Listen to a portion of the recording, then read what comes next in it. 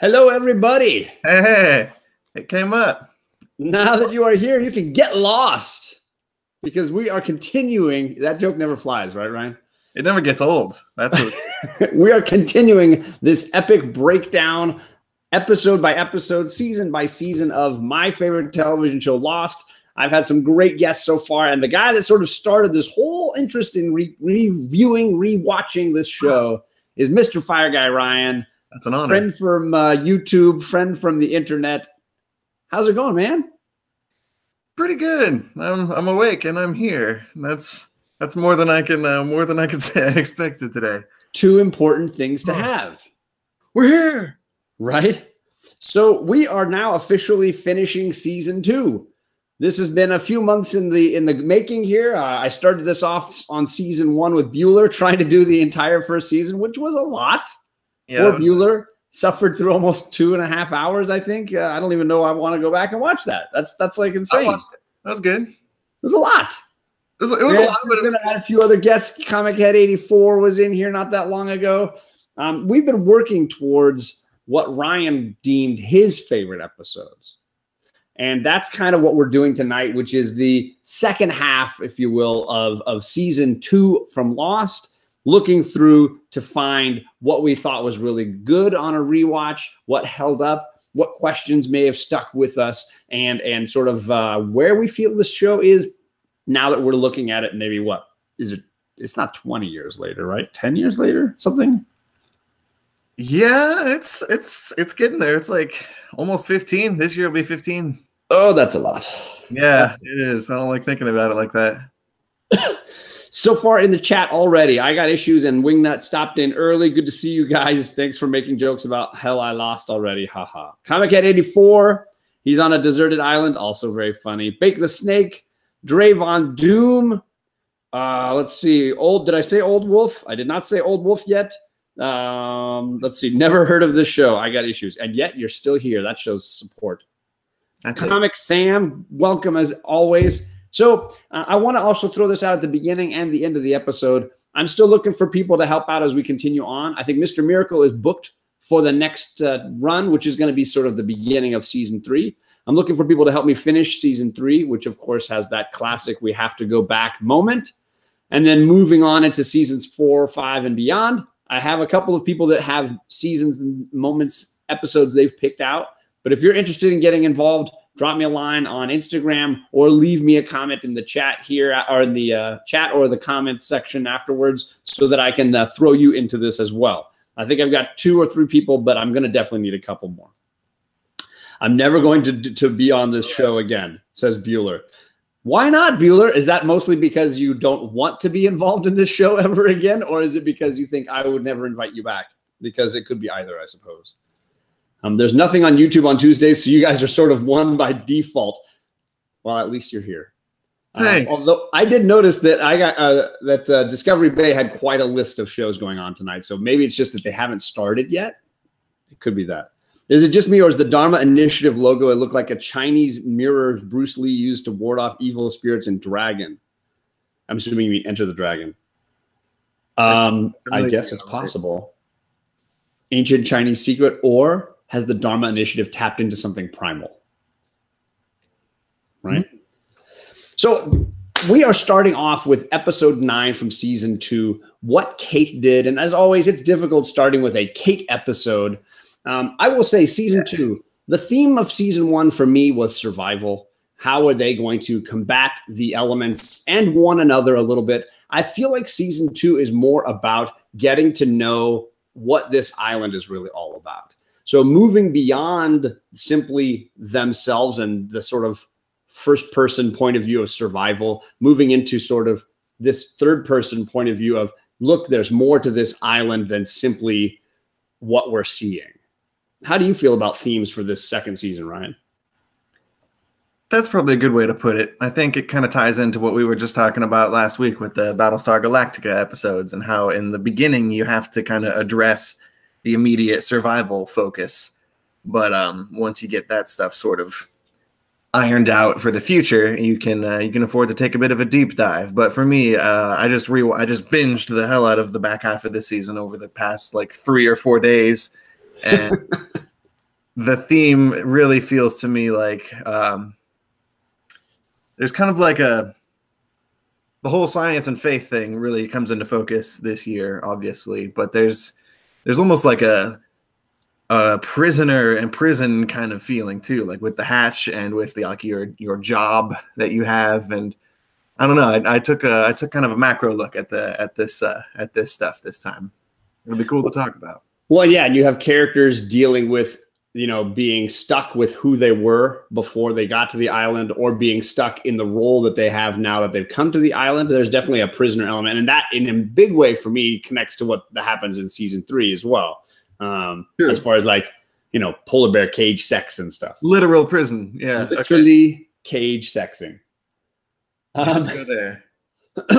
So this first episode, what Kate did has to do with Kate flashing back to the primary crime that sort of put her in the crosshairs of the Justice Department, dealing with the murder that sort of set the ball rolling for her troubles. Now, we've seen her commit other crimes, whether they're bank robbery or theft or what have you, but they're all sort of in purpose of running away from the main crime that is presented here in this episode. What do you think about Kate's crime, Ryan? So this actually, it's kind of fitting that we start here. This was the first episode of the show that I saw, not live. I had the first season on DVD. I caught the first batch of them on iTunes. And then number 10 was actually the first one I caught like the week of. But this is actually like right when I came on board. And up until this point, I mean, I kind of wondered what Kate did, but I always kind of assumed it was murder of some kind. They don't really get into it that much, but it seemed like it was bigger than, you know, robbery or theft or something. But I wasn't too surprised that it was murder, and I wasn't too surprised that it was her father. But then they had that weird stepfather twist. I guess I just completely reversed that one. It's her actual father, not her stepfather. Yeah, her actual father is the scumbag, and her stepfather seems to be the decent soldier, ex-soldier. Mm-hmm. Yeah, I do feel like I felt like that was not a twist for me. I felt like that was what had to be. Like by the time we got to this episode, it wasn't a shock, but maybe that was just me having devoured so much these earlier episodes. It felt like it wasn't a shock to me. I don't know if it was intended to be a shock, because it's basically the very opening moments.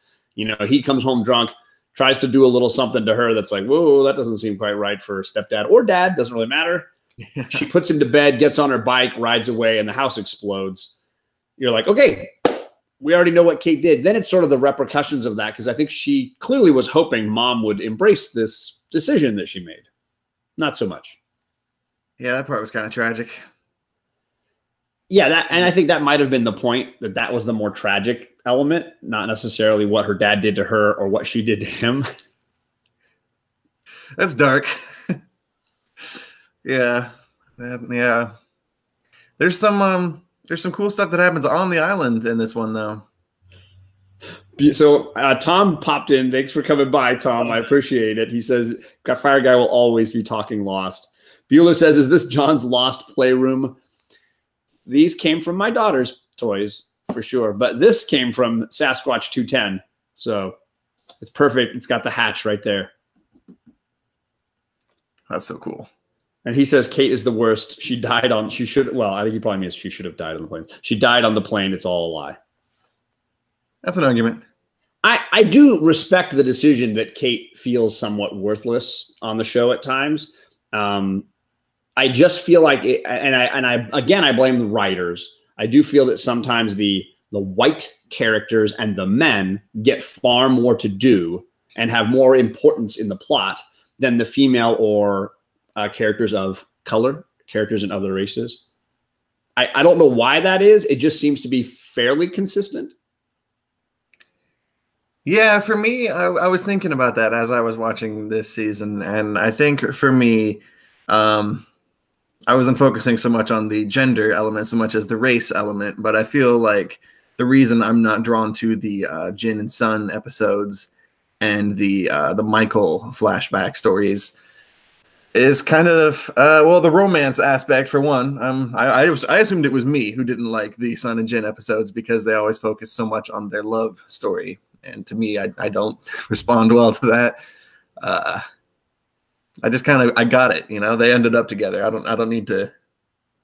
Yeah, I do think that they're repetitive in some ways. The Michael and Walt storylines, other than hinting at Walt having the shining, they generally are very repetitive. He wants to be a dad. He's not ready to be a dad. He's not, it's not working out.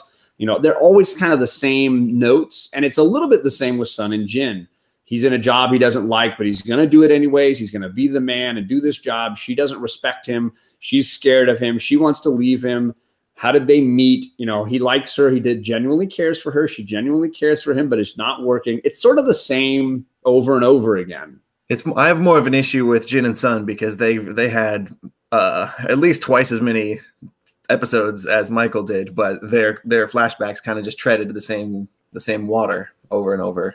So, and in this case with Kate, there's some repetition too. It's always crime running away, crime running away. There's this sort of repeated pattern for her as well, without any sort of real growth to the storyline.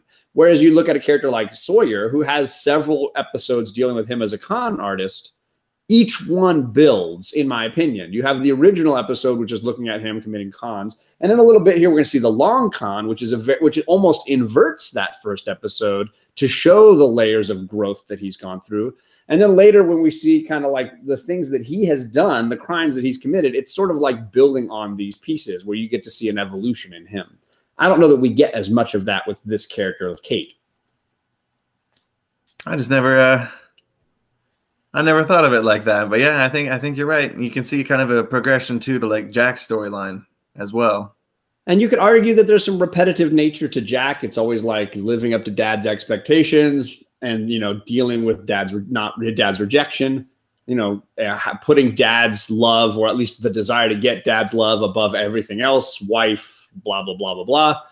There's some repetition there, but I do think you also see growth in Jack to the point where he finally stands up to dad. And sort of the impact of that. There were, I think you got to mention in this episode, one of the bigger moments. At the time, it didn't feel that important. I mean, it felt important in a way, but when Kate sees that horse in the jungle, that looking back, we know exactly what that was or what that is. At the time, it's just a random horse, and you assume you chalk it up to the island being weird. Because up to that point, we've seen a lot of visions. We've had a lot of people see things that weren't there or that they could only see.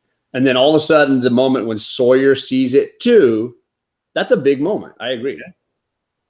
There's that. And then something I like to follow. I just love the story of the swan. I think that's the reason this is my favorite chunk of the show.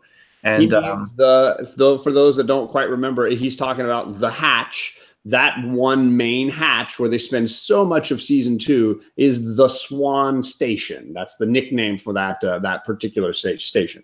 Correct. And it's still pretty new at this stage of the season. And Michael's in there checking it out, and he's asking what's up with the blast doors. You can see right, which is a great setup to the later episodes. They're 10 episodes away from really using the blast doors pivotally.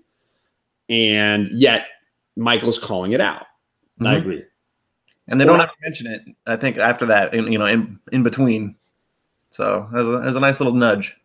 And you also have the Mr. Echo pulling out the other piece of the film, which is a great moment. I know that you've had this other episode where they play the orientation film. And I love at the end of it, you've got John Locke saying, we need to watch that again, right? This shocking, and then cut to Brooke commercial. Now we have this moment of him saying, I found this book. He watches the film. They play the film for him. And he says, I found this. I think you'll find it interesting. And they open it. And somehow on a hatch on the other side of the island, Echo has found the missing piece of film from the video or the film that they just watched. And you got that shot of Locke opening it up and looking at it and realizing, oh my God, that's the same guy in the exact same pose and everything. Then, of course, they resplice it, and they watch it, and it talks about using the computer for something other than entering the code. Don't do it. Yeah, just don't get on the internet. Don't talk to anybody. Just type the code in.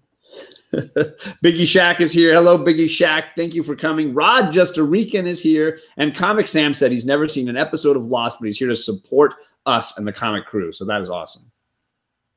Check it out. It's not too shabby. Give it a shot, man. Give it a shot for sure. Thank you for coming, Old Wolf. Much appreciated.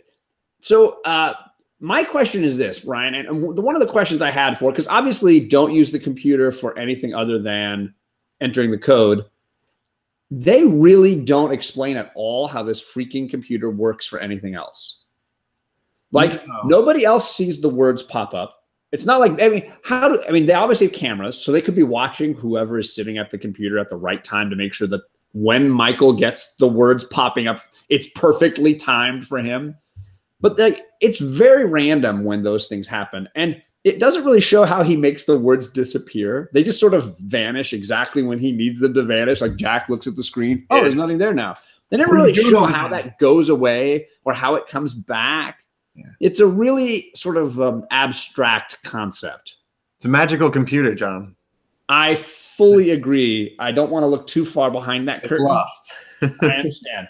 But it is one of the things that irks me a little bit. Yes. It would be nice if there was like just a little bit of an element of seeing somebody else try to type something and just nothing works out. Whether they type a little bit and it just doesn't send, or I don't know. I just feel like it's too simple. I feel like seeing the other half of that conversation is uncomfortable because you have to witness like a grown man pretending to be a little boy on the internet. Oh, geez. That just hit me in the feels. Oh, geez. Not the good ones. Yeah. Awkward. Well, for me, this is not a favorite. I rated this one a 3 out of 5. Did you want to move on to the next one? Was there anything else? That's even generous. I might say closer to 2.5 out of 5. I'm generally pretty good with Lost episodes. Most of them are going to be between 3 and 5 for me. Only one, and it's not very far away, is going to rank significantly lower. Yeah. The next episode is 23rd Psalm. It's Echo's episode. We're really getting a chance to see him as a drug runner, becoming a priest, really just the pivotal arc of Echo. Yeah, there's only one reason this one really stood out to me in retrospect, though. What was that? Because it's the first time you see the monster like extended and close up. There's a little cameo in the finale last time, but this is the first time the first full appearance, if you will. Yeah, it really looks into his soul and he looks into it, and there's definitely a discussion that sort of happens without words. Yep. I love that intense stare in his eyes. I will say I can't pronounce the actor's name, but it's Triple A. It's Akenda. I can't pronounce it. Very talented guy. The scene when he finds his brother's body is powerful. It's gross because he's like hugging a dead corpse. Very gross. Not that there's a living corpse anywhere, but he hugs the body, and it's very moving. And incredibly well acted. And of course, when he takes the cross off and then he ends up wearing it for the rest of the season, it's a powerful moment. I didn't feel like the episode had that many really big twists. It was kind of a simple episode. This is when we do see Michael get the words on the computer at the same time. And it all connects to Echo finding the drugs, realizing that those things have drugs in them, and forcing Charlie to show him where he got it because he is now convinced his brother crashed on the same island. Yeah, this one does a good job of kind of a lot of groundwork is put down right here. This is like the first time Echo and Charlie meet, and they have a pretty cool dynamic over the short course of both of their lives, really. Neither of them is very long for this world at this point. They just keep typing in Hurley's lotto numbers. I do agree. They never totally explain at this point in the show why it is those numbers and why they're on the outside of the hatch, why they're on the inside. Like, it seems funny. Like, I get that they need to type them in. There's clearly some methodology, but why they would print them on the metal on the outside of the hatch seems a little random. Like why they have to be there as well. Like, what's the function of typing them on the printing them on the metal? I don't know what the function is for that. You get to see, there's that cool moment in season 5 where you get to see them stamping it on the outside, like the serial number. But it's just a serial number. There's no. It's just a serial number. But then it's like also pivotal numbers because they're pivotal when they type them in. And I do believe they're pivotal with the candidates later, if I remember correctly. Yeah, like the ultimate explanation involves Jacob and some candidate mumbo jumbo, but which still does not necessarily explain why those numbers and why they're typing them in and why that had to be the serial number on the outside. More questions. I do agree. You could deep dive every episode and find a million questions. I don't necessarily feel like those questions needed answering for me. There is a sort of karma to it all that these things are interrelated, and I'm fine with that. I would agree. You can't expect 100% answers. No, some of it is like just sort of the natural interconnection of these characters and their stories. I'm ready to move on to the next one. I don't know about you. Let's cruise. The next one's called Hunting Party, and this is a Jack episode. You get to sort of see the end of Jack's marriage, why it sort of disintegrated and fell apart. Meanwhile, you have Michael running off and getting captured, and the other our guy is trying to go and rescue him. Yeah, that's a pretty good summary. I'm not really a fan at all of Jack flashbacks. I mean, I am, but this one in particular, really, I don't. I mean, he loses his marriage because he works too hard, and yeah, I mean, it's not 100. I guess it's his fault. He shouldn't. He got too close to that lady when he should. I think he married her out of an obligation of feeling like she was giving him some sense of worth. And then he realized he never really loved her, and it was not a good decision. But at the same time, what I do like about the episode is it highlights this part of Jack's personality that he doesn't quit and he doesn't give up on something. He's going to stick to it, even if it's the worst thing ever. He does not know how to course correct, right? So you see him saying, chasing after Michael, instead of coming to his senses and realizing, what am I going to do? He's not going to turn around. I'm not going to convince. Do you honestly think you'd convince Michael to come back? Yeah. No, your choices are A, join him, or B, don't. But like, that's pretty much it. Chasing after him to like drag him back is like, what are you thinking? He's not. And then they address over the head you always need to fix something, and that's very, very on the nose. But I guess it's good that was said about Jack and his big character flaw. Yeah, and I think his evolution does show the ability to make course corrections. And inversely, you can look at Locke at having some similar problems in his life, being unable to handle failure and on being unable to handle disappointment. There's that element as well. That's very true. So the pivotal part in this is, of course, the fact that the others get Michael. And then due to Kate being told stay behind, Jack doesn't want her to be in danger, and her choosing to follow, which I totally believe is a realistic thing that Kate would do, and that Jack is the big mistake in that story. Like, Jack screwed up not inviting her. She is a pivotal piece. She can handle her own. You invite her. She comes. And then I will say later on, he's learned the lesson because he does invite her. So the next time one of these breaks down. Yeah. Next time they have to hike out in the jungle. Yeah. So this particular time, it's an epic fail. They lose all the guns they brought out there. It's a powerful moment that is usually in the previously on Lost for like the next 20 episodes. Every time they show, the guys getting all the others and their fake beards and all the guns. So it's a key moment, but it's really all this episode offers. Oh, and I do believe it's the first time we hear that somebody knows Sawyer's actual name. Locke says, James, why did you change your name? Like, why Sawyer? Yeah, the two of them have a real interesting relationship too. I was really drawn to their interaction in that scene particularly, because he's kind of getting at the ultimate reason. Like, the same guy is behind both of their origin stories. So it's kind of cool that you can see that start to develop right here. Yeah, for sure. I'm sorry, Biggie Shack. I missed that he was asking what kind of a monster. The island has this beast, and we repeatedly come across him, and they call him the smoke monster because the truth is it is a black cloud. And the first season, we really don't get much of a glimpse of it until the very, very end, and we see a little bit of a trail sort of in between the woods and then later pulling John Locke into the ground. this season, you get your first full view of it when it is confronting certain characters like Echo, who it sort of faces down Echo, and you can see flashes of light in the black cloud as it's kind of sizing him up. And then it sort of runs away as if it's not interested in him at that moment or worried about him in some way. Yeah, it like scans their past somehow. It can like read your mind or your memories or something.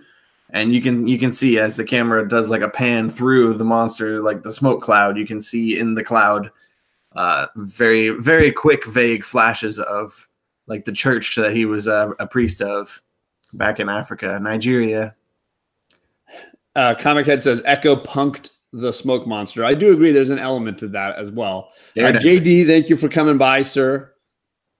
So this episode does end kind of with Jack being very frustrated with Kate, but the reality is he's probably more frustrated with himself, which is kind of what we're seeing in his flashback where his wife is leaving him for another man. And that's another story that comes along a little later. The next episode is the absolute worst episode of Lost. And anybody who watches the show will probably agree with you. And that's why Kenny is here at this moment. He's been waiting for us to discuss what is easily the low point of the show. I would give it a 0 out of 5, but I will also say that an episode like this is probably better than just about any episode of other shows like, I don't know, Law and Order or, those more bland procedurals. I'd rather watch a crummy episode of Lost than probably anything on those other shows, but maybe that's just me. Yeah, this one's rough. I tried this time to see, as I've never taken notes while watching Lost before, which is a great idea. I tried to look for something interesting or like positive to write down about this one, and there's a really frustrating. The Hurley and Libby relationship is starting to develop right here, and there's some really frustrating glimpses into her past that we're starting to get here, because Hurley's getting flashes like, I know her from somewhere, I recognize her from somewhere, and she, based on the way she's acting, you can tell she knows she's hiding something. She's aware of something, and she doesn't want him to know that they have interacted before. And that it just kind of ties into my whole frustration with her character over the course of this season, because it's squandered. Yeah, that's a fair point. I will say I enjoy watching Locke put the beat down on him at the very end. That is something pleasurable about watching Locke gently take this baby away. So this episode has to do with Charlie having weird visions that are, by the way, never fully explained as to why he's having these visions about baptizing the baby. But he's having visions. At the end, finally, when Locke has had enough, he gently takes the baby away, gives it to the mother, and then beats the living daylights out of him. So much so that, like, he's got stitches in him for, like, the next, 4 episodes. They don't 100% say whether or not Charlie was actually using heroin at this moment, right? No, they don't. They never fully give you the answer. He seems to be adamant that he is not using. They never show him using. And I think they're trying to allow for either interpretation. They're trying to be open that way and not give you the answer. I just think that if he's not using, they never explain why he's having visions. Then the only explanation for the visions then, in my mind, is some kind of island Man in Black smoke monster ploy to maybe get him to drown the baby or to have some kind of accident and just sow chaos or something. But the whole thing is really, this one feels like a filler to me. Not a whole lot happens here. JD has a very entertaining metaphor. He says Lost is like the best date ever, except the finale when you don't get laid. And I would argue that Lost laid you many, many times along the way. Yeah. You just might not have enjoyed the breakup sex at the end. There's a metaphor there somewhere. You were bedded many times along the way. I'm just going to tell you.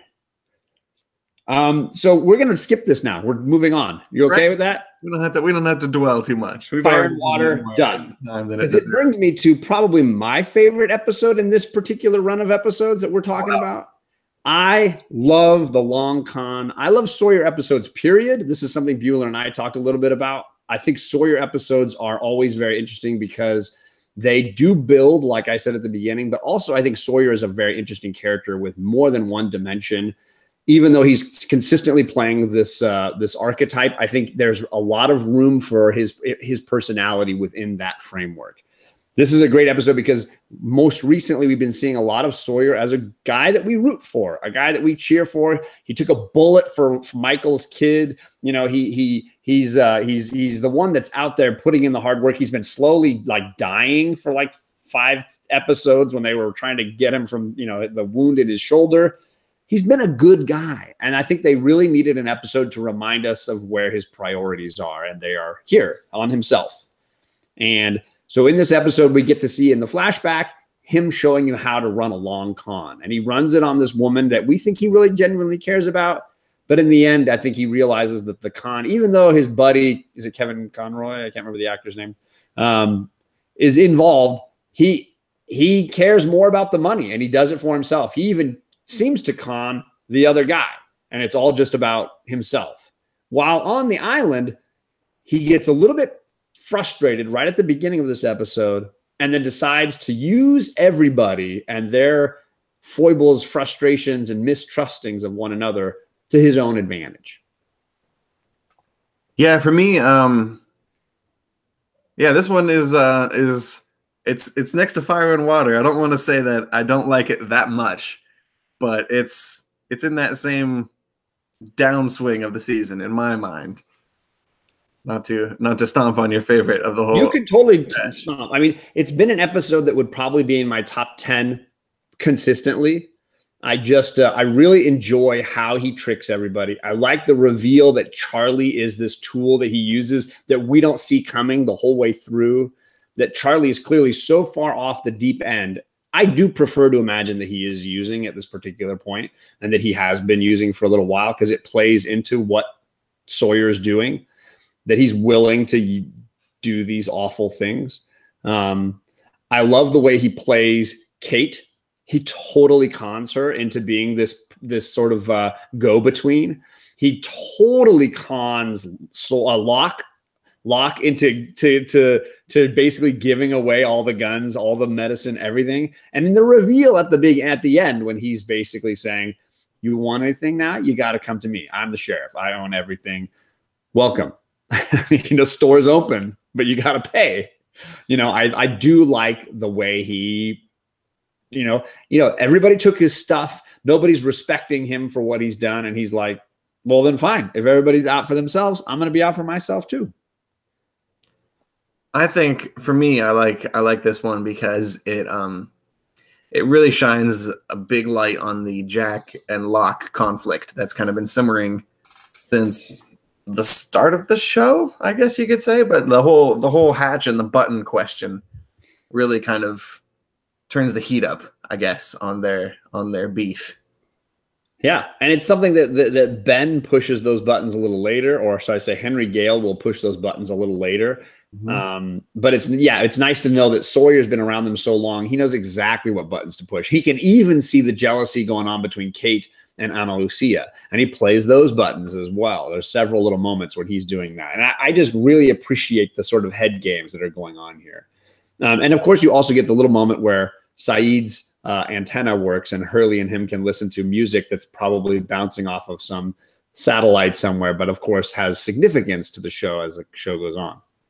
Yeah, I love that little throwaway line Hurley mentioned about how it might be from some time, and how at the time it seems like a funny little joke, but you know, Lost gets weird, so that may or may not be foreshadowing. Who knows? I'm just glad I'm not going to be around for that portion of the discussion. He said, Bake the Snake's asking, is this when Sawyer has his glasses yet? I honestly can't remember when he got his glasses. I'm checking my notes. I think it was the first season. I thought it was as well, but I've got to look back. I do think he's already gotten his glasses. When they get those but he goes through several glasses. Yeah, when they have to do that like operation to melt the two different glasses together, and it looks really, really weird. And Jack gets to have a little fun with him. I enjoy like the whole STD test. He asks him like, "Have you ever done this or that?" It was just so awesome. That was. So this moves us on. If you're ready to move on, I am. to another great episode from this season. Saeed is another character whose episodes are really, really strong. It's called One of Them. And this is when we really get to some of the nitty gritty on the show. We get to the fact that maybe there are an other that we could talk to for more than a couple of seconds. Yeah, this is definitely one of the high points of this run for me, because I think the introduction of Henry into the dynamic of the show cannot be overstated. I think it adds such a layer to everything moving forward, and the way that it just raises this big question, like, is this guy telling the truth? Like, the crazy French lady on the island comes and says, like, I kidnapped this dude. I got this dude hung up in the jungle in a big net. He's one of the others. Like, whatever he says he's not, but he totally is. So, do what you got to, I guess. Yeah. And it's a wonderful device that is played over several episodes. Sort of the evolution of, is this character that we captured now and we're holding on to him, is he villainous in some way or heroic, or is he simply just one of them or one of us? He's got a whole backstory, and of course, Saeed is the guy to find the truth. I do also love that Saeed cuts him down to talk to him. He tries to bolt, and she shoots him. Rousseau just loads the crossbow and blasts him. I think it's hysterical. Right in the shoulder. It looks painful too. Like that part gets me every time. Oh man. And then they of course have to bring him to the hatch where Jack can take the arrow out, bandage him up. But while he's bandaging him, Saeed goes to Locke, and because he knows that Locke is going to be reasonable at it, and says, hey, how long would it take you to redo the combo on the safe? Yeah. And Locke says, just a couple minutes. He's all, why don't you do that real quick? And then, of course, they convince Jack they should move the injured patient in and lay him down in this room. And when Jack's not looking, they close it, lock it, and give Saeed the chance to interrogate the prisoner, which is phenomenal. That scene is so crazy. He just keeps asking him questions, asking him to repeat things, going back through, showing when he's lying, why he thinks he's lying. I think Saeed is one of those characters that I've always appreciated the way that he sees through people's baloney. Yeah, and he's somebody, I guess the first time I watched the show, I didn't really give him enough credit, I think. I was too enamored with Hurley and with Sawyer and with Locke and the mysteries and the whole thing of the show, that every time I watch the show again, I'm like, I'm drawn more and more to Saeed. And I miss him, I miss Saeed. Yeah.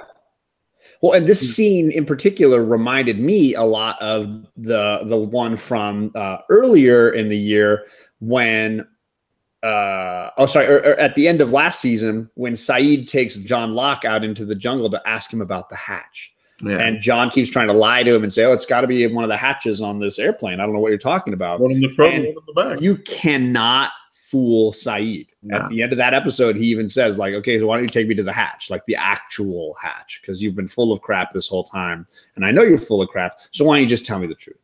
And I think that every time you think somebody's pulled one over on Saeed, usually he's able to come out on top by understanding. And this episode ends with that great moment of him finally taking it a little too far, maybe, and torturing Ben and being ready to like break his fingers with the pliers. And then Jack finally convinces them to open the hatch, and he runs in and stops this whole thing. And when I love the shot when Saeed is being dragged out and he looks back and sees Henry Gale's face. That's when you know. Henry just looks at him. It's not a smirk. There's no letting, but you can feel the smile in his eyes. That's when I knew in my gut right then that he was guilty, that he's a liar. That, like, for me, there was no doubt at that point. But then over the course of the next few episodes, they managed to kind of raise a little bit of a reasonable doubt. But for me, one of the reasons this one stands out too is when Jack has Locke up against the wall and he's like screaming at him, and the timer starts to go off, and it gets further in this episode than it ever has. Like, it gets down to zero, and you see the hieroglyphics start to turn just for a second. Yep. Yeah, and Jack is willing to let it go down because he doesn't care. Like, the button doesn't mean anything to him that the way a patient or a human life might. Right. So he's willing to let the clock click down and not push the button if it allows him the chance to get in the room. And I think that's an excellent moment. Bake the Snake says that Saeed flashback episodes are always pretty deep. And I do agree. They always have a layer of the human interaction in dramatically intense moments that maybe other episodes don't necessarily have. I would agree with that. Moving on, I feel like we're going a little slowly, but we're getting there. Is a Claire episode, which is also another... she's one of the few white people that gets a short shrift. Claire is dealing with the memories of what happened to her. She was taken earlier in the was it last season, right? Yep. And before the baby was born, disappeared, and then all of a sudden she just came walking barefoot back out of the jungle. We never quite knew what happened to her. This is the episode where she retraces those steps, finds where she was held, and all the flashbacks are on island flashbacks. She's remembering what happened to her, and you get Tom Cruise's creepy cousin back again. This is the first time the flashbacks were on the island, right? Yeah, as far as I can recall, this is the first time we've had all the flashbacks from the island time. I loved that. I loved the whole flashback in this episode, and I think Claire only had 3 episodes, but no matter what, like, this is my favorite Claire episode that she had. I'm pretty sure there were just 3, and the discovery of a whole nother station, like a Dharma station, out of nowhere. I didn't really see.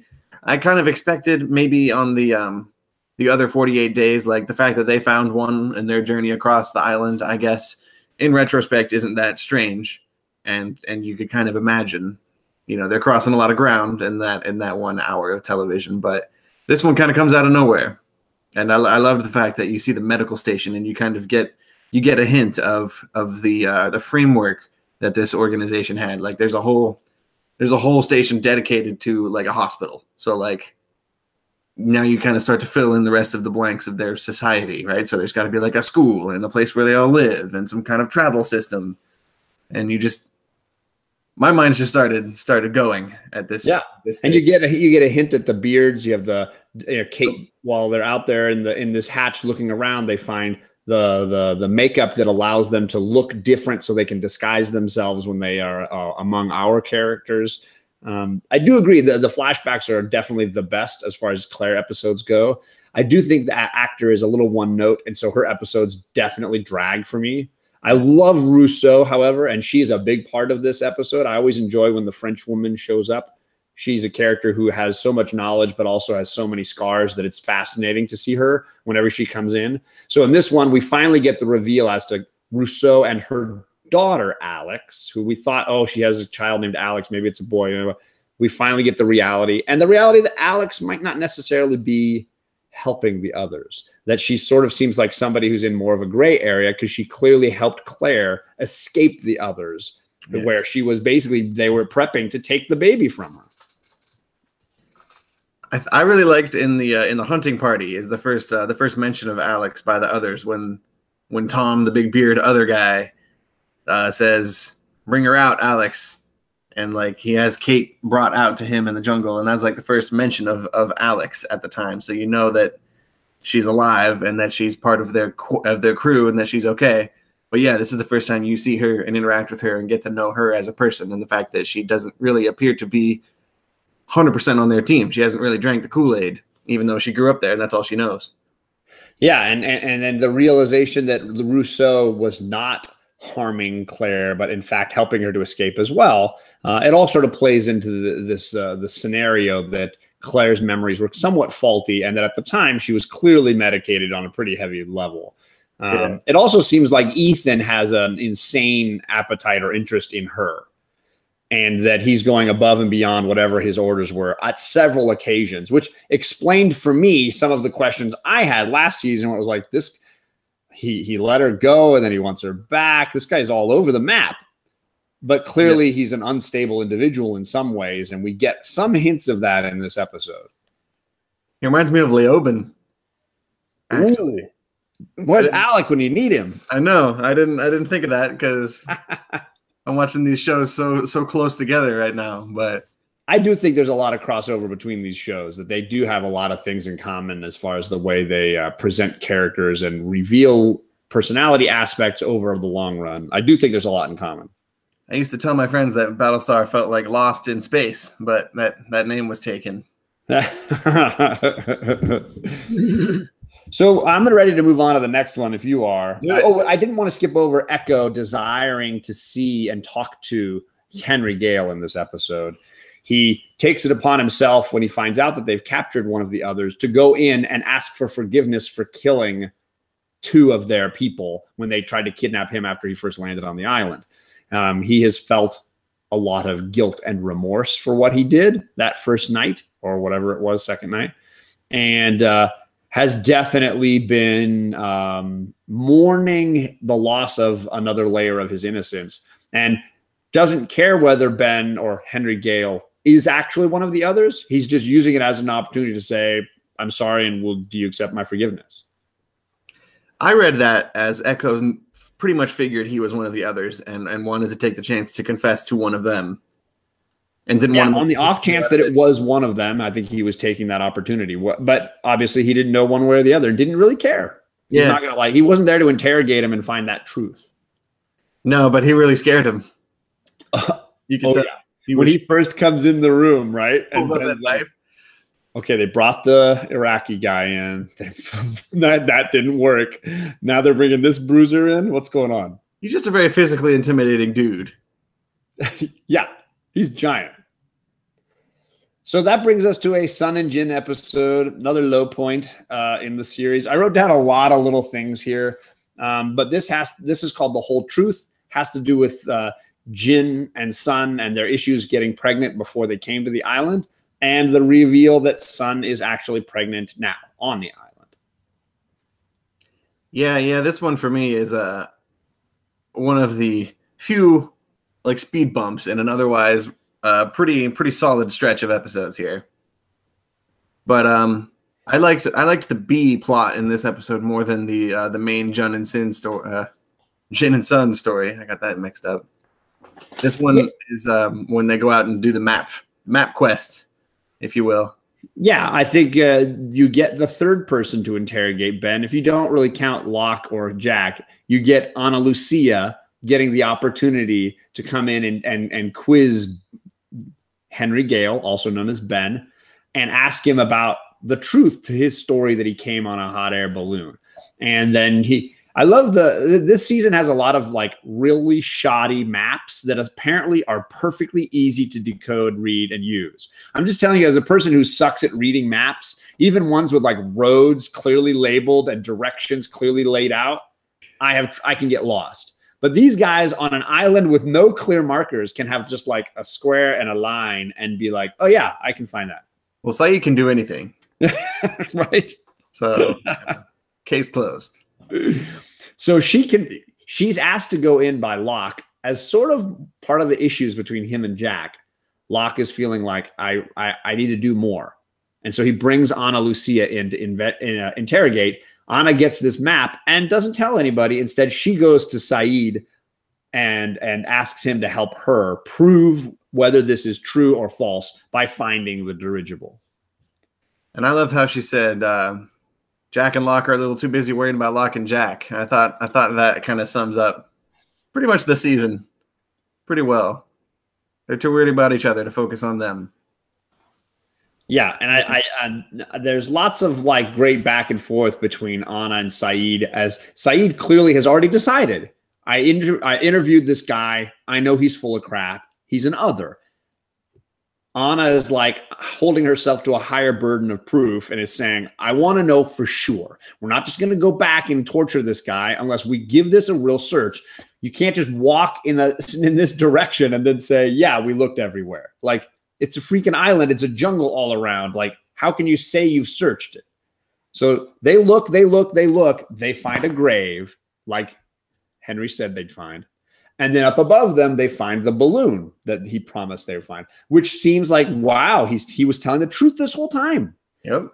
And then you cut to that great moment where he's having breakfast with Jack and Locke. And there's Henry Gale, and he's saying, yeah, you guys think I'm one of these others, but If I was one of these others, I was asked to make a map, I wouldn't lead a map to where you want. I would lead it to a very secluded spot that only my people know.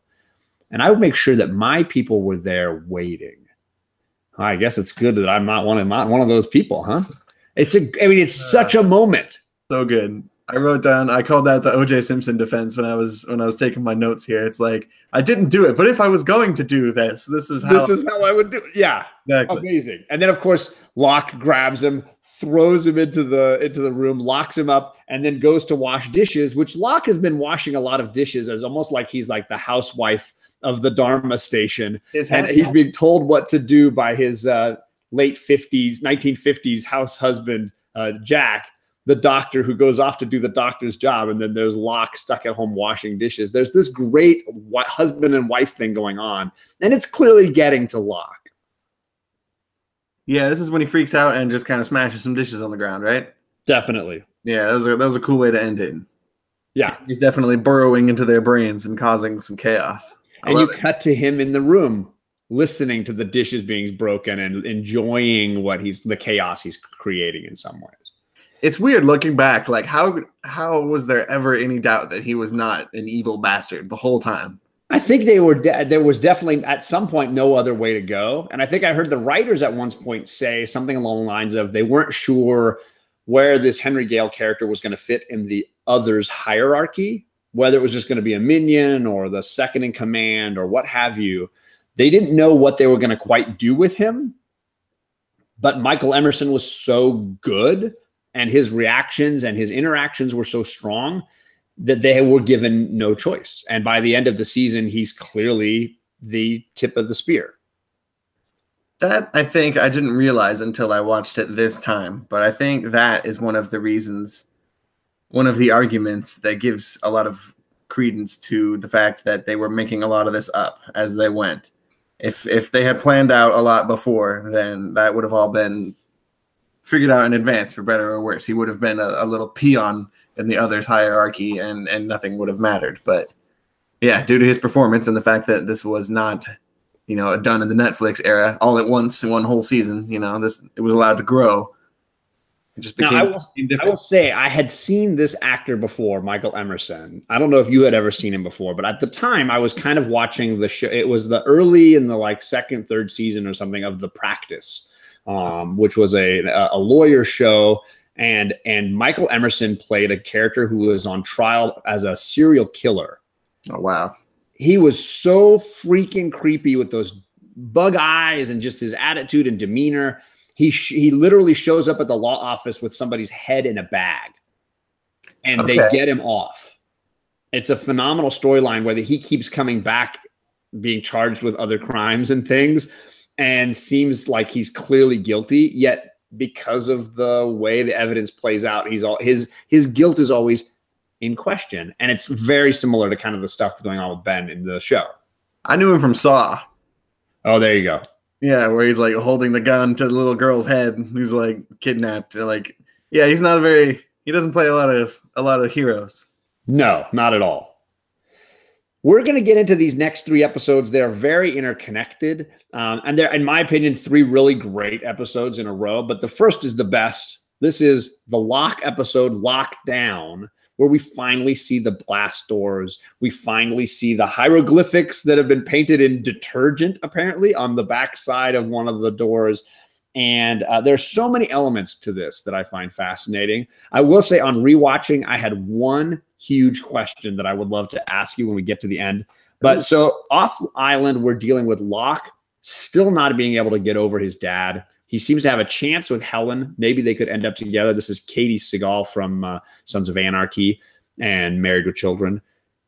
It's not going well because John is still kind of hooked on his father, and his father just had a funeral. He's died. But then, of course, we reveal that it was a fake. He faked his own death to get out of some trouble, and then he needs John's help. And for whatever reason, John does it. He helps him get his money out of the bank, and it just basically ruins everything. And then he does the completely doofus move of trying to propose while the girl is horribly mad at him. It's like, dude, come on. Anybody could tell you that was going to be an epic fail moment, but whatever. It's just so sad.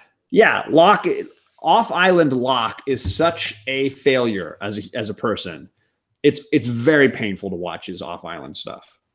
But I love the fact that they would make one of their main characters of the show such a sad sack in his pre-island life. It's unexpected, you know. You'd expect all of them to be successful, you know, accomplished people, but and it was always a disappointment to me that they never gave him a somewhat different note to ever play off of the island. Like his off-island stuff was always the same note. I was always looking for something else from him. And I do think I was always kind of sad that his story ended so tragically, I guess you could say. Tragically, yeah. That John was never rewarded for his faith. And I think that was just painful to end with. Yeah, Comic Head 84 says Emerson would make a good Riddler, and I totally agree. Dude would be very solid in that. I think I always was very frustrated by the Jim Carrey Riddler. The Riddler should be chill, contemplative. He is not hyperkinetic, and I do like that quality that Emerson has. Yeah, I never thought of that before. So in lockdown, we have some noises going off in the hatch. Locke is trying to figure out what's going on, and then these blast doors start falling down. He uses a tool chest to stop one of them so that he could maybe get back into the hatch, but then he realizes, no, sorry, he doesn't use a tool chest. He uses a crowbar, right? He sticks a crowbar under, can't lift it, so he needs to get Ben Henry Gale out of the jail cell and ask him to help him. They lift the door a little bit, slide the tool chest under, lower the door, and it seems to be holding. And then John just makes the idiotic decision to just rush going under it, feet first. Better than head first, I guess. But I always felt like he should have taken a whole bunch of other things, you know, stacked them up and got like a solid barrier. There's no time. You just got to rush. That button's going to go. And at the time, you're watching it wondering, why is this happening? Why is this happening? But that reveal is saved for the end of the episode. And when they show that a parachute of food has just dropped to the island for this hatch, and that apparently whenever the food is delivered, the hatch goes on lockdown for a little bit until the plane is passed, and then, or whatever is delivering the food. And then the doors were released. But Locke doesn't know about any of that. He just knows that something's going on weird at the hatch. He tries to get underneath, and of course it closes more on his legs and seems to like impale him, which I felt like was an unnecessary graphic element that you could just have like crushing elements and not necessarily need the impaling, but whatever. Yeah. And then, of course, he needs Ben's help. Ben wedges the door up a little bit, and then Locke asks him, hey, would you go in and push the button? Because, you know, we only have 108 minutes, and you kind of got to do this thing. He convinces Ben to do it. Ben has a accidental fall and knocks his head and seems to be laying there until just enough time is left for him to climb through the hatch, go in, push buttons. And then when he's in there, the numbers flip to the hieroglyphics a little bit. The whole building goes to like black lights. And on the door that he's trapped under, Locke sees this incredible graphic, which I used as the thumbnail for this video and for on Instagram. It just shows all this amazing design. I was so grateful my parents had TiVo at this moment in my life, because I was 17 years old, and I paused it and I sat there for a long time. I got really engrossed, like especially over the course of that week in between episodes. I spent a lot of time on the internet trying to figure out exactly what each little entry on the map was saying, what it was referring to. That and the food drop question really stuck in my head in that week in particular. I remember wondering what the deal was with the plane. Was there a plane in any way, especially with later revelations about the show and the inability of people to find the island? Like, we never got confirmation that stuff was actually dropped from a plane flying over the island. Clearly it had parachutes, but we don't know what that implies, right? Yeah, and I guess the other alternative is somebody set it there and put a parachute on it and made it look like it was dropped from the sky. But either way, I don't see how food could have just appeared there. But whatever it is, the hatch knew it was coming. Yeah. And the hatch responded with the lockdown, as it were, that those doors closed. Now, here's my question to you, Ryan. Go. The end of this episode ends with Locke getting stitched up and everything's okay. And Ben looks him in the eye and says, I never pushed the button. I got there. I didn't have enough time. The hieroglyphics flicked over and I just kind of looked at it and some noises happened, some humming happening, and then nothing. It just flipped back to 108 minutes and kept going. He tells basically a bald-faced lie because by the end of this season, we know what happens when you don't push this button. My question is, why would Ben tell that lie? Because it would clearly endanger the entire island to tell this lie. This goes way beyond I'm messing with these guys, way beyond I'm trying to pit them against one another. This endangers the entire island that Ben is there to protect. Why is he doing that? I think the uncomfortable answer is it's a making it up as you go situation. I don't know how far ahead they were planning, especially with something as big and major as the button. But I think at the time it's played as a way for Ben to worm himself in between Locke and Jack and try and pit them off each other. But yeah, especially once you figure out it's the ramifications of not pushing the button, it seems like why would he do that? Because it's the inception seed, right? This moment here in Lockdown episode 17 is the inception seed for the finale. He plants a seed in John's brain. He plants this doubt, and the doubt eats away at John Locke until the very end of the show this season when John refuses to let the button get pushed. He locks the room down and locks himself in there and makes sure nobody's going to push this dang button. So for me, that was one of the most frustrating parts of watching this season was seeing that moment and really asking myself, what the F is Ben doing here? He's literally endangering the one thing he seems to care about, which is this island. I was more questioning whether or not Ben triggered the black lights and caused the map to become visible.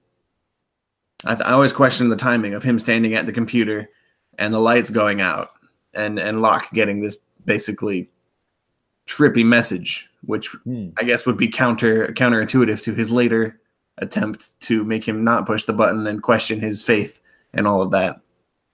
Yeah, I mean, obviously, I would assume that Ben knows about the painting on the back of the lockdown door because he's been watching the monitors probably enough to know what's happening in the hatch, to know that it's there. So maybe he's desirous of John to see that map. That makes sense. And Bake the Snakes had several really great comments. He says that he's in the end game now. Maybe he plans on using that as a way to escape, to get away from them. I would argue that he had the perfect opportunity to escape. He chose not to. Yeah. Right? He had John Locke trapped under the gate. If the goal was to escape, leave John Locke there and just take off. Like, I was wondering that too. There's several moments in his captivity where like he had to be questioning whether or not he was going to make it out of this situation. Like it's a dangerous situation that he allowed himself to be in, and just for the purposes of a head fake, you know, like I'm going to let myself get captured by a bunch of crazy. Well, then there's another question. Do you think he got captured on purpose? Do you think he got caught in that net intentionally? Which, by the way, is a metaphor that happens all through this season, being caught in a net. Exactly. He definitely tells Locke he was doing it on purpose. But that makes me question, you know, because obviously it's a good rule of thumb to, by default, question everything that man says. But I don't know. I kind of feel like he got caught on purpose. Like he intended. I would doubt that part of it. Personally, makes me feel he would know that the only person who's going to find him is Russo, and Russo's not going to do what he wants. I think he got lucky that Russo decided to bring our guys to him. Russo could just as easily decide to just shoot him. She clearly hates him, knows him, right? She was just as likely to shoot him. I think he got unlucky to get caught and then chose to work it to his advantage by getting to know them all and all their foibles and be basically the inverse Goodwin, right? Instead of pretending to be one of them and getting to know them, I'm going to pretend to be not one of them and get to know them. A good point. I was just wondering why the leader of the others would be walking around by himself in the middle of the jungle. Well, there's a lot of good reasons for that. You know, whether he's going to a hatch to get information, whether he's checking in on this or checking in on that. I could see reasons why he'd be there. And Rousseau probably moves her traps around enough that maybe he's not. There was a new one that he was unfamiliar with. So I could predict. I'd be willing to buy all of that. For me, it's the why doesn't he escape when he's given the chance? What's the goal of staying a little longer? Yeah. And second, why do you convince John that the hatch doesn't work? Because it's very dangerous in the long term. If he chooses not, the ramifications of this could have been disastrous. Yeah, it makes you wonder. Maybe he didn't think Locke would actually go as far as he did. You know, maybe his immediate goal was just to, you know, hopefully get Jack and Locke to take each other out in some way. So we got 7 episodes left. I want to get a little bit moving. I don't want to forget that this episode does have the gambling.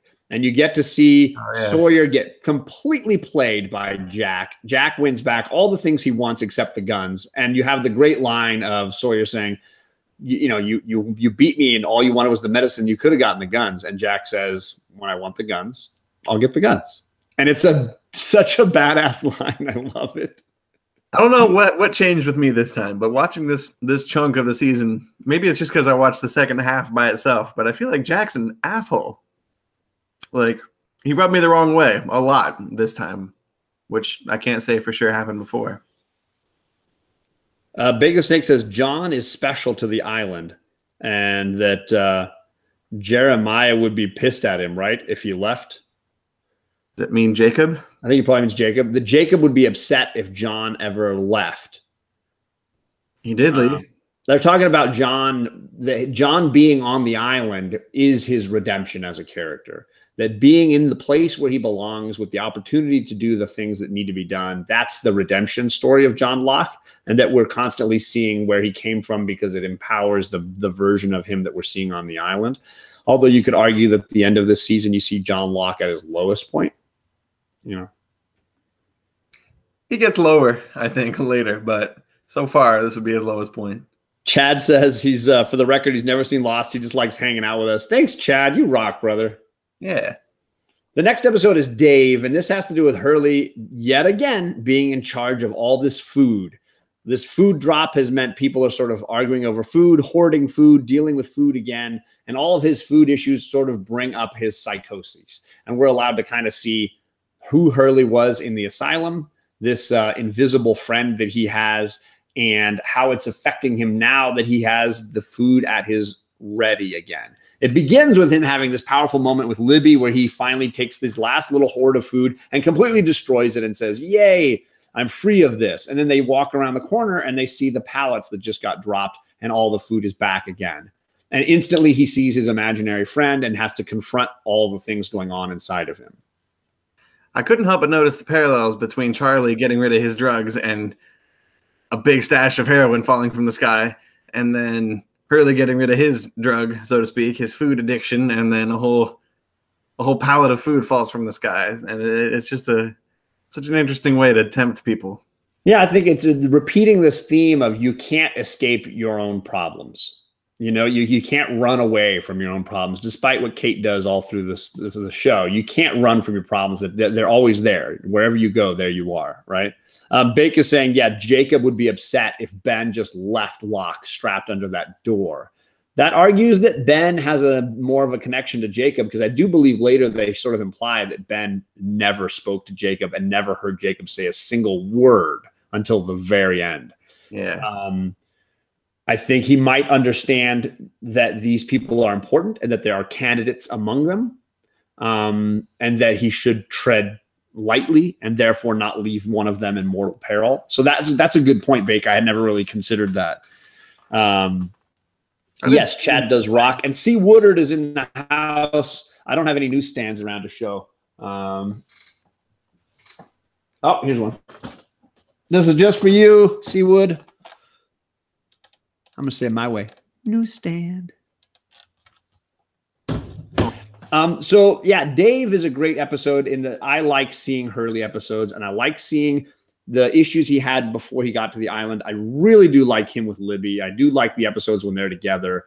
And of course, the reveal at the end of this that Libby was also a patient in that hospital, I really dig.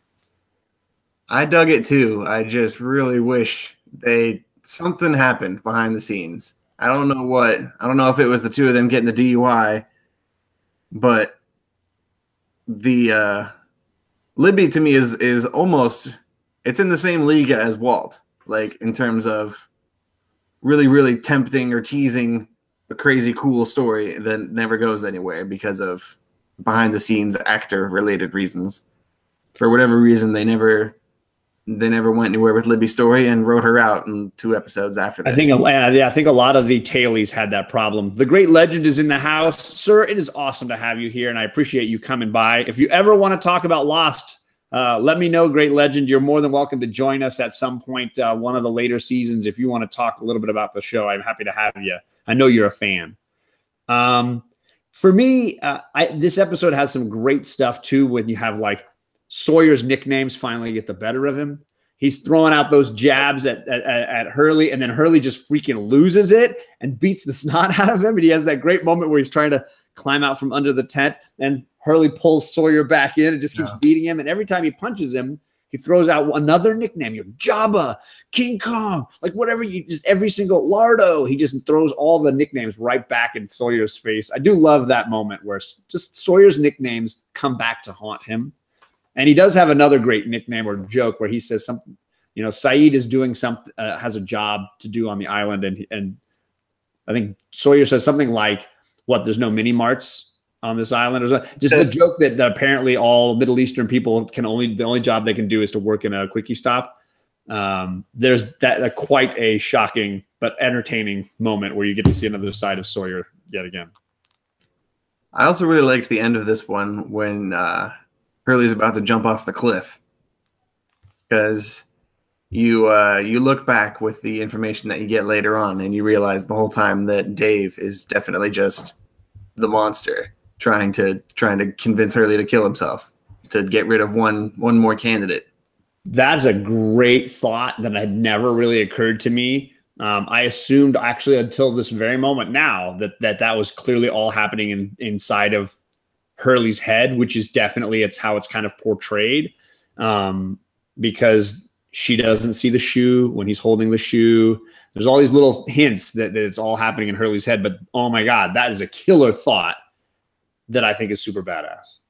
I never questioned it, but I guess they don't ever show Hurley encountering the monster, and I don't know if he has to be like in direct contact with you to figure out, he would have to give Hurley like a quick little scan to figure out who Dave is, so I can impersonate this guy and get at him that way. But I don't know. It's a thought, because the other option is Hurley's just crazy, which is very sad. But it's who he is. Well, he clearly is, because in the flashback we see him dealing with that insanity off of the island, dealing with it in the doctor's office, dealing with it in the sanitarium or whatever they want to call it, institute, whatever.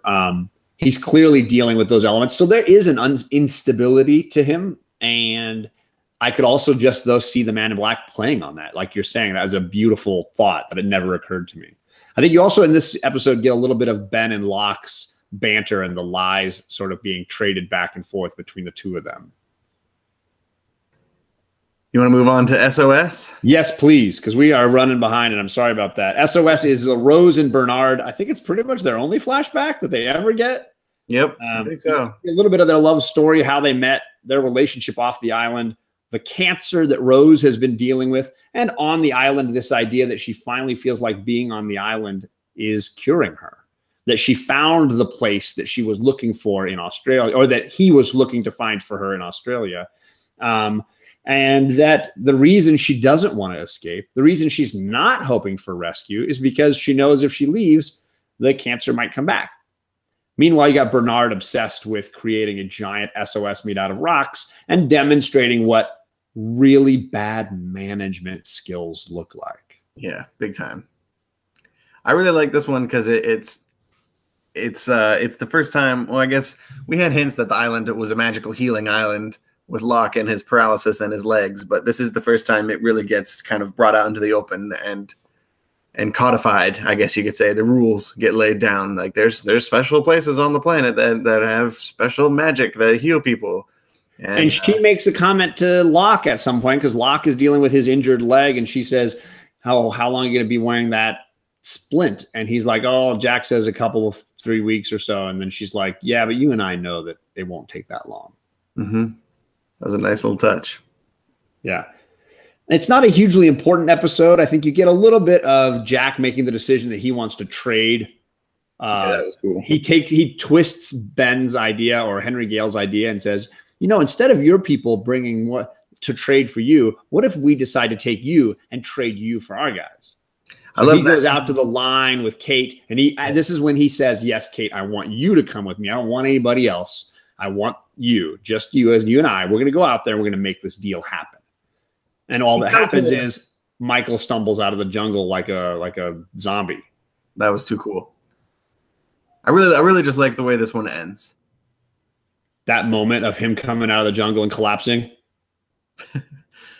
My cat decided to jump on my back right now. Oh, my girls are going to like this part of the episode. That's a little scary. He's trying to jump on my bookshelf. How precious.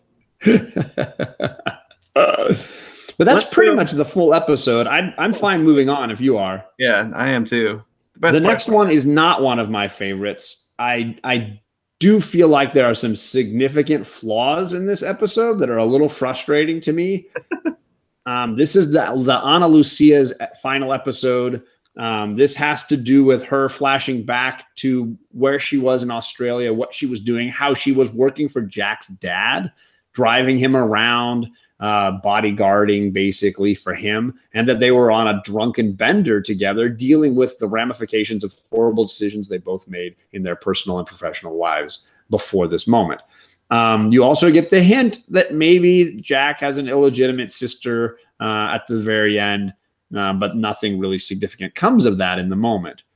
Meanwhile, we have Anna trying to decide that she wants to kill Ben. Ben attacks her. She gets very upset. Locke keeps that all a secret. He's willing to. He doesn't want Jack to get upset. Don't upset your 1950s husband. And instead, Anna decides, you know what she's going to do is she's going to get a gun, get one of Sawyer's guns, and just come down here and end this guy. She's done it before. She'll just do it again. And she has the getting caught in a net with Sawyer moment where she finally decides the best way to get a gun from Sawyer is just to bed him and then take the gun, which she does. She goes down in the hatch with the gun, but she can't pull the trigger, literally can't do it. She sits down there with it, upset. Michael sees her. He hears what she's doing. He takes the gun from her, says, I'll do it. Has her open he tell him the code to the locker. Then he shoots Ana Lucia.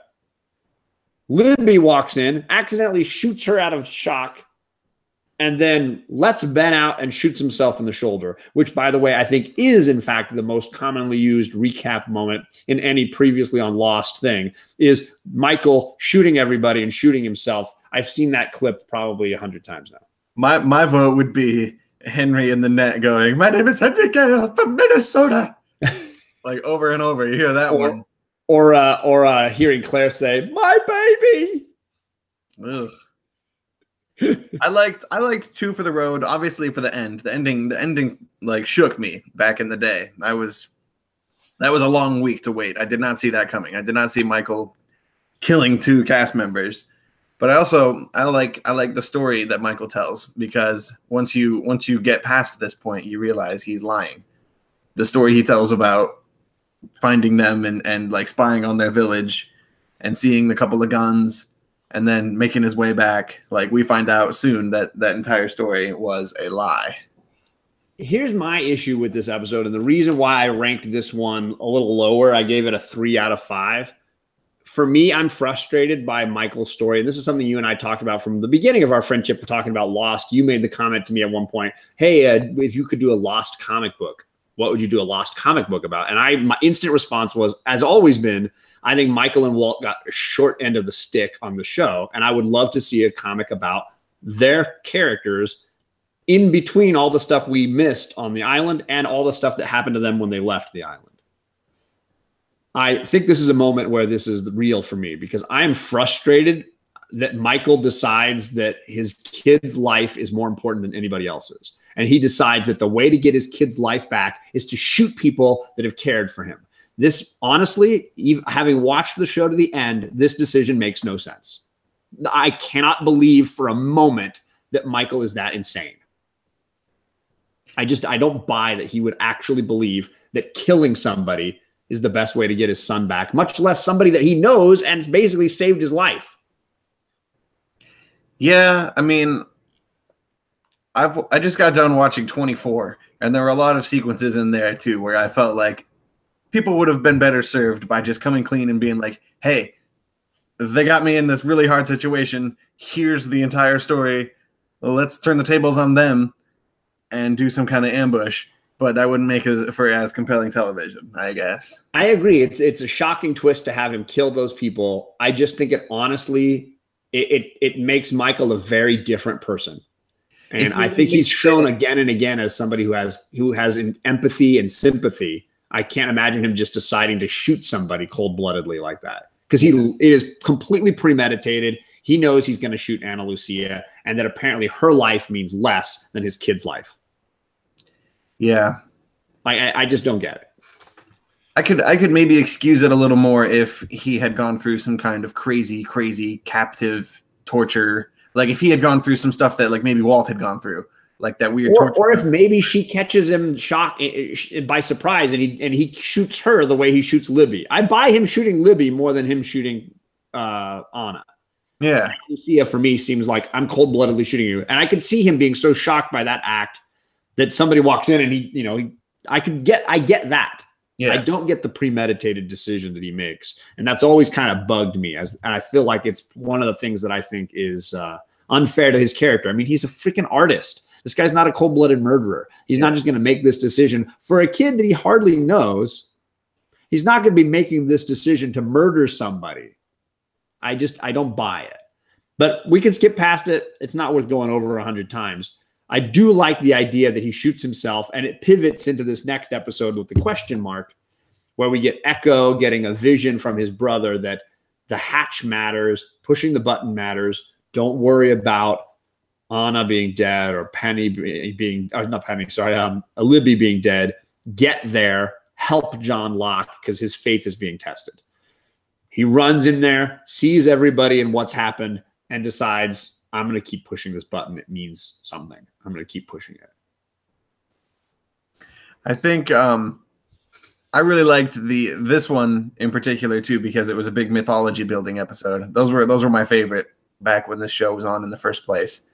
And this question mark episode throws another orientation video at you. So right off the bat, I think that bumps it up several notches above other episodes of this show. But the entire dynamic of the station, that the button gets called into question, the entire purpose of them pushing the button, because this orientation video at this other station implies that the entire Swan station is like a giant experiment about the human condition and whether or not people will push a button just because they're told. And it just adds this kind of crazy little wrinkle out of nowhere that I didn't really see coming. Yeah, and I do enjoy the questioning of this. Is the experiment the two people in the chair watching, or is the experiment the people in the hatch? There's a fascinating kind of back and forth there. I also love that they print those papers that become so important in the finale. This other hatch has not only this orientation video about the job of the people watching the monitors and writing in notebooks and sending them through the little tube. It's also the pneumatic tube, but also it's got this printer, and they can print on their computer this sort of log of what's been going on. And we can't really decipher the log, but it's epic. And they decide, I'm going to take, and then Echo decides this is meaningful. What you're doing is meaningful. Whereas Locke is now, this is the last straw. He has decided this is a big sham. Ben was right all along. This is definitely ridiculous. And Jack was right at the beginning. And I am ridiculous for having faith in anything, which is the setup for the finale. It was really just sad. That was a powerful scene where he kind of smashes the wall and just kind of says, my entire life is as useless as that button. And it's just another low point in a series of low points in this man's life.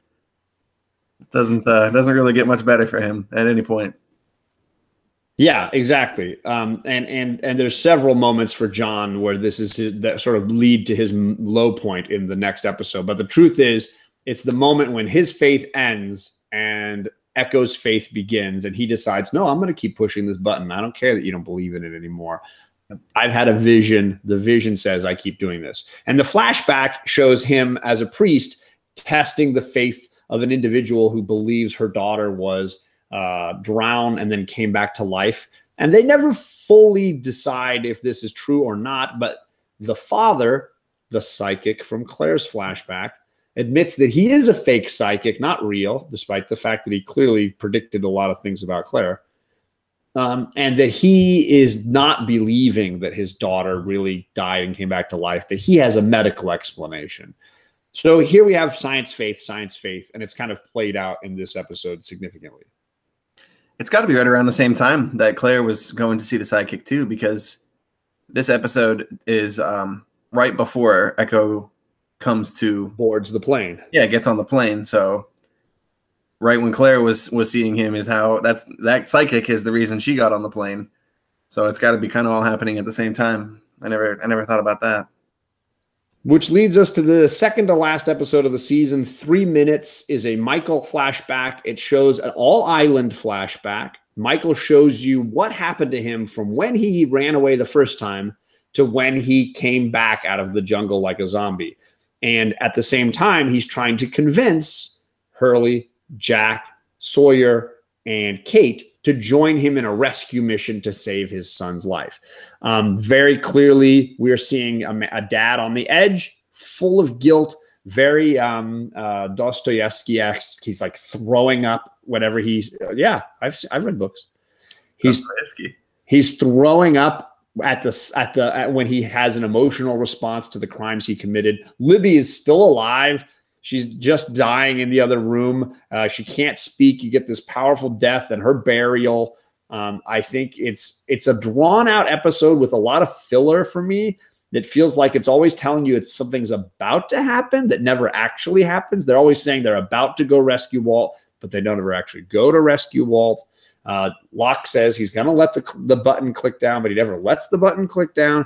Like all these things, it feels fillery to me, even though we're getting some interesting flashback stuff on the Michael side. Yeah, for me, this one's 100% about the flashbacks. Like because it does feel like they're kind of treading water and waiting for the finale in the present day stuff. But the flashbacks tell you a whole lot of stuff that I kind of didn't even know I wanted to know, I guess. I mean, I was really concerned with what was happening to Claire the whole time she was missing, and I was glad to get those, spots filled in, but I never really questioned what was going on with Michael. I just kind of assumed the story he told was true. And then throughout these flashbacks, you find out that he is lying, which pretty early on, too, you find out that he's not telling the truth about what happened. Right. And you do get Saeed reading him and just nailing it. As always, Saeed sees right through the baloney. Saeed says, he doesn't even bother arguing with him because as we see in these flashbacks, these 4 people are the only 4 that Michael is supposed to bring back to trade for Walt with the others. So when Saeed offers to go along, the only soldier in the group, and Michael shouts him down saying, no, you can't come, Saeed doesn't argue. Saeed sort of looks him over, makes a really quick decision and understands like this guy's full of crap and I can't convince him. I shouldn't convince him. There's an advantage to be played here and uses it to his advantage. I will say there's a couple of great lines I like about the getting caught in a net. Sawyer finally realizes that getting caught in a net is not a euphemism, that it's actually something that happened, that Jack and Kate earlier in the season got actually caught in a net and that it wasn't them being romantic. But that now he is describing himself with Ana Lucia as literally and figuratively getting caught. Sorry, no, only figuratively getting caught in a net. Yeah. He did bed Ana Lucia where Jack did not yet bed Kate. Then Jack is asking him, why are you telling me all this weird stuff? And Sawyer says, I guess you're the closest thing I have to a friend. I do like that line as well. I think there's a good reveal there. Yeah, that's a humanizing moment for him, especially because I think in the back half or in the middle section of that season, he became kind of a dick in the whole long con stuff. Yes. So it's nice to get some good Sawyer moments again. So I'm ready for the finale. I don't know about you. Oh, yeah.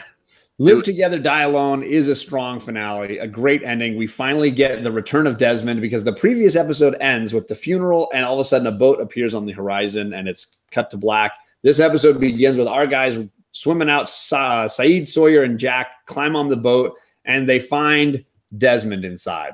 The man who was living in the hatch for several years, who ran off when the very beginning of the season, has returned for the finale and apparently has been trying to sail away from the island in a boat that he has fixed up, but instead has, every time he tried to sail away, has found himself returning to the island like some horrible maze puzzle.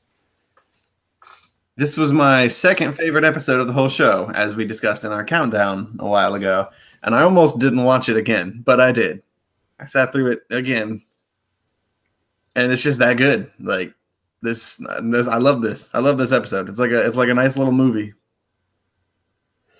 Yeah, and there's so many great lines. I wrote down a whole set of lines that I thought were great. I'm going to start with one that I thought was really funny. So you have this flashback where we see Desmond getting out of prison. He was a soldier who was clearly dishonorably discharged. He gets out of prison. He's met at the gates by this older gentleman from the OC, the dad from the OC, the awful grandfather from the OC. Hell yeah. And Miss Charles Woodmore is his name. And he says, I don't want you to see my daughter again. He's like, I never gave her any of the letters you wrote while you were in prison. Here's a bag of money. Disappear. And you get Desmond trying to make a decision about what he wants to do with his life. And somehow, for some crazy reason, he settles on, oh, I'll get my honor back by sailing this race around the world and beating your dad in the thing that he loves the most. Apparently, that's the solution. He even convinces Libby, who apparently has a lot of money, in the flashback, to give him a boat so that he can achieve these ends. My favorite line of his, though, was when we're getting a moment right before he meets Jack running stadiums in their flashbacks together. He's getting out of his car and he's getting ready to go run, and his former fiance in flame, Penny, shows up and is asking him, you've been out of jail for months. Why haven't you come to see me? They have this discussion, and it ends with him basically saying, I need to get my honor back. And he turns around and runs to go run stadiums, and he clicks on a fanny pack. It just makes me laugh. I need to get my honor back, and you put a fanny pack on. Those two things don't go together, Desmond. You're not playing this game correctly. That was the last step. That's how you get your honor back, is by wearing the fanny pack. I died this time. I never thought of that line before, but I'm watching it, and he says, I need to get my honor back. And then he's like, click this little, here's my little belt. I'm going to put my belt on now. I'm going to go run some stadiums. I'm like, what are you doing? You get my honor. Look, Ian, I'm putting on my belt. Killed me. Just kill me now. I'm glad you're catching the important details. Right. This is a vital moment. I just want you all to really care about that. my Scottish accent and that. That's good. So we get to see in his flashbacks as well how he came to the island. This horrible boat race went way awry. His boat crashes on the island. He's rescued by a guy in a hazmat suit who pulls him into the hatch and starts basically teaching him how to push a button every 108 minutes. This guy by the name is named Kelvin Inman, and it is the same character we saw in a Saeed flashback working as a CIA agent in Iraq, apparently decided later in his life to join the Dharma Initiative and work on the island. Yeah, I wouldn't have pegged a military guy to join a hippie commune. That seems like a strange transition. Yeah, and especially at that time in his life, because he hasn't been he can't have been in the Dharma Initiative for very long. Yeah, he was working pretty significantly, I should say, in the Iraqi war, and at some point, whenever that ends, he joins the Dharma Initiative and ends up. There's not a lot of time in there, I feel. Yeah, and if Desmond was doing that stuff for like 3 years, this would have been around the year 2000. So it makes you wonder, like, when the Dharma Initiative stopped accepting recruits and sending people to the island. And yeah. Meanwhile, on the island, we have a lot of key moments playing out. We have Michael leading our 4 people into the jungle, and Jack is the only one who knows that it's a trap. Meanwhile, Saeed has decided to play their advantage by taking Sun, Jin, and this new sailboat they now have, and sailing around the island and beating them to the other end, and basically laying in wait to help Jack and his team. Meanwhile, you've got Echo pushing the button and Locke deciding that he's going to use Desmond as a way to get in and stop the button from being pushed one time finally. You also get the moment with the statue in this episode. Yes, one of my other favorite lines I wrote down. I don't know what is more disquieting, the fact that the rest of the statue is missing or that it only has 4 toes. I think it's a good line. Unless I'm forgetting something, I feel like that's one of the points in the show where people jumped ship. I think that's one of the weirder reveals when you look at that and you're like, okay, this show is about to get really, really, really weird. At that point, you kind of realize there's a statue, so that means there's some kind of ancient civilization on here, and yeah, you're just about to go further and further down the rabbit hole, and like you might as well get out now if you're frustrated at how strange and mysterious and I will say I like how the statue continues to play a vital part. Because when I rewatched for our first top 5 breaking down favorite episodes of Lost, I watched a lot of episodes that were interconnected with that, whether it was seeing how the statue got broken, interesting, or seeing what's inside the statue. You're talking what about lays in the shadow of the statue. Exactly. Right? All of those things, I think, play out in significant fashion as we kind of move forward. The trap, of course, goes horribly to plan. Our characters get captured and zapped by some weird device that we never really ever see used again on the show, but seems to work very effectively this one time that they use it to zap all 4 of our guys. Yeah. And then Saeed shows up to find that the camp that Michael had described to them is a fake, that there's no real function to it. And then we have all the drama with the hatch where Locke locks himself in with Desmond and waits for the thing to count down. And Desmond realizes the truth of the hatch finally. And he does it through asking himself some real questions and finally having some real data, which is all those papers we printed out earlier that show every single time the button was pushed correctly and the one time when it was epically failed. Why? Because Desmond was realizing that his partner in crime, Kelvin, was ditching him to steal Desmond's boat and sail away from the island. Desmond got mad, accidentally killed his partner, ran back to the island when the button was about to go off, and barely had time to get the numbers in. The hieroglyphics were flipping, the whole place was shaking, and it shouted system failure. And this was the exact day that the plane crashed. I loved those moments. That kind of reveal is so good. That's a big part of the reason why this one is top tier Lost for me. This 2-parter. That, and I think the moment where we skipped past it, but there's a moment where Jack kind of starts screaming at Michael and tells him to like confess. You know, he kind of, the cat's out of the bag, and it's just this incredibly like intense, powerful, aggressive scene where they're all just yelling at each other, and Michael just kind of comes clean and confesses to killing Ana Lucia and Libby, and you just see Hurley all torn up and depressed, and everyone's shocked, and I love that moment.